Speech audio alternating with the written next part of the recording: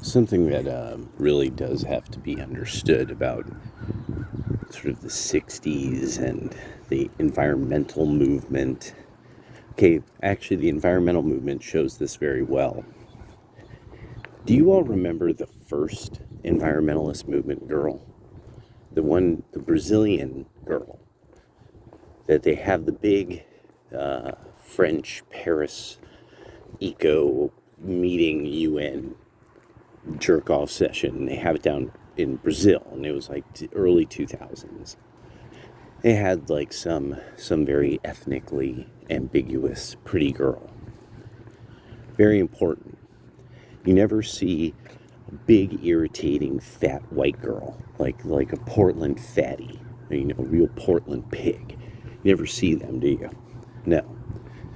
You don't see some tatted up loudmouth bitch. No, you see, this precious little retard, Greta Thunberg. So that's what's going on with everything liberal. It's the promise of giving mostly what were relatively functional white men slut pussy. The birth control pill really gave this opportunity, and this is, remember, that it fucks up your brain. So then you end up with these, women with kind of a hollowed out center of an ability for self-reflection. So they're always looking for some kind of goddess religion that makes them feel like fully full of vagina power or whatever goofy shit.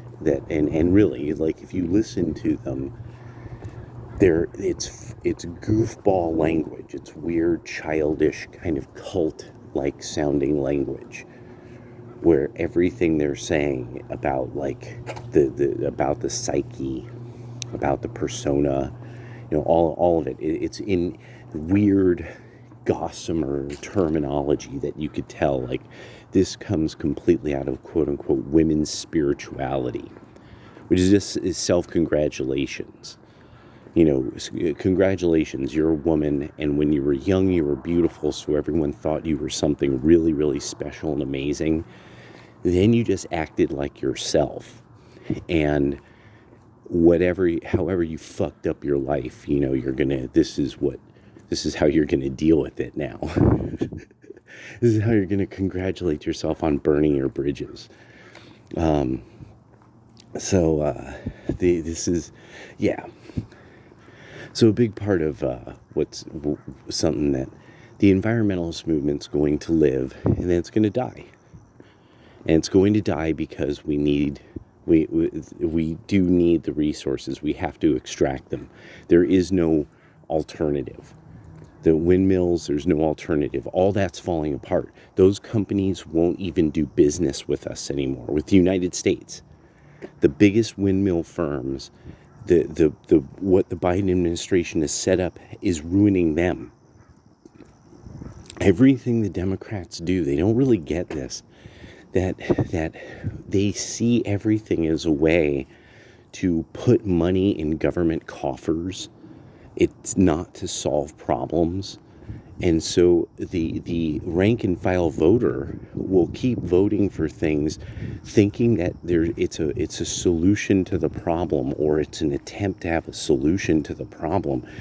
But they never really get, like, no, you keep getting told that all you do is take money from people and spend it. But you won't take that seriously. You won't ask what that means. And then at the end, when the money is gone and the solution isn't there, they move on to the next thing, as if their brains have been damaged by birth control and by licentious lifestyle. Also, flat out, I've started to really have to deal with the fact that it's like, no. Liberals are people who didn't fit into their probably their local society, and are bigots who hate the kind of people they're from. And I yeah.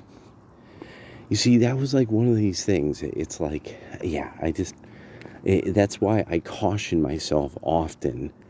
Like, don't be too hard on San Francisco.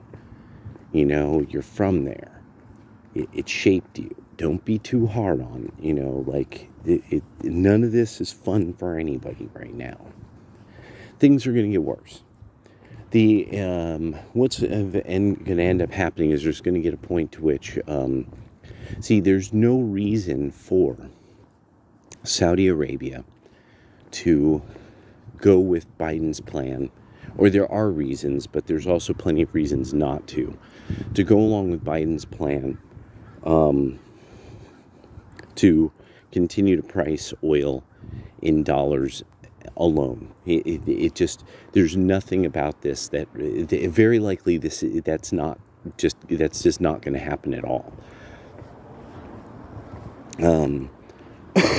What it is that the present, the Matrix Party, the Democrats and the Democratic adjacent Republicans simply cannot conceive of this idea of a regional political concept, and that they actually then try to make deals with. See, we should be making deals, or long have been making deals with Venezuela, such that our constant involvement with them is what then drives people to elect the kind of people we would prefer.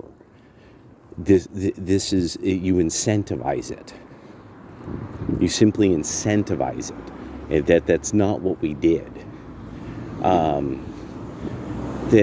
America has now burnt too many bridges, and one of the key things is that America can't get Saudi Arabia to do this because they know what will happen. The Americans will show up and will start demanding more.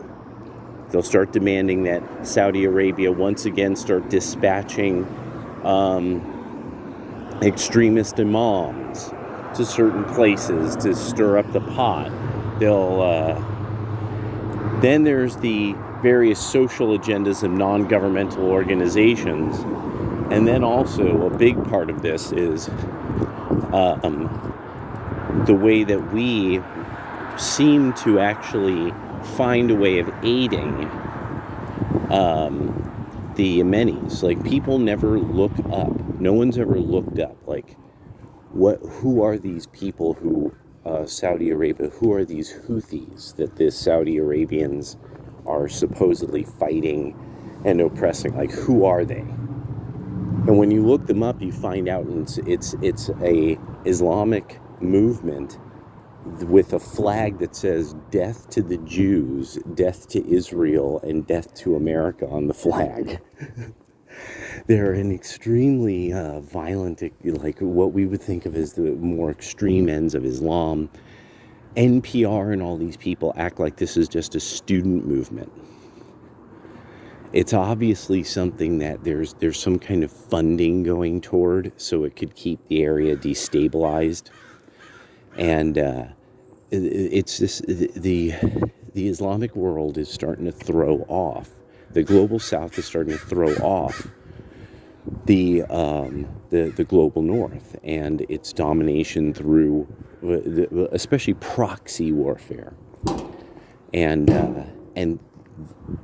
the old bastards aren't adapting, because what this would mean.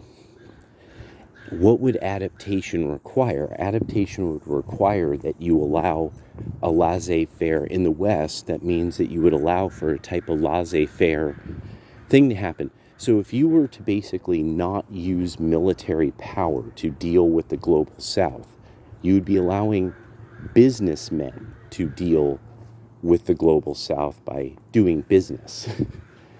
and that's, you can't control that. That's too hard to control. There isn't the same level of talent, apparently, from our intelligence agencies to make that. And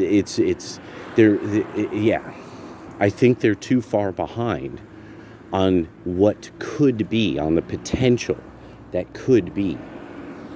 And also, I think that to a great extent, something like the Pentagon is probably heavily invested in I think they're shorting us.